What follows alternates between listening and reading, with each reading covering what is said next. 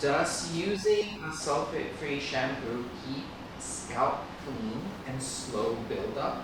How often should I lather?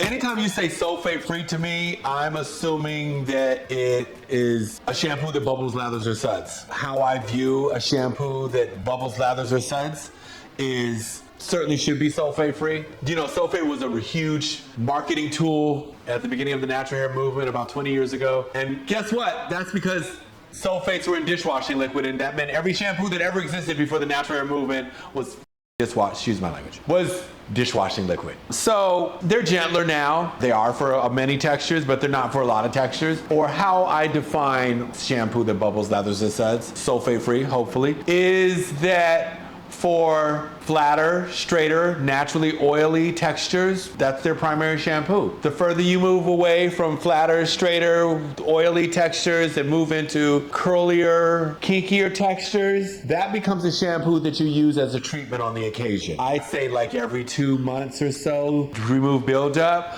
but that certainly is not for those textures. That does not become your primary shampoo. That becomes a shampoo that you use as a treatment to remove buildup, because the products and or the methods that you use to care for your hair are heavier, they're more moisturizing, they're not going to weigh your hair down, or a regimen that keeps your hair moisturized, but they can remove buildup. You can get buildup, and those shampoos help to remove buildup on the occasion every 2 to 3 months. I often tell my clients, don't confuse your kinky 4-3 naturally drier texture that has now gotten soft through doing a great regimen with hair that has buildup. Simply taking care of your hair and eliminating the dryness and the coarseness or the wiriness or all the things that won't make it grow or this, that, and the other certainly does not mean your hair has buildup on it. Sometimes buildup is just prevent your favorite styling product from working or your favorite conditioner.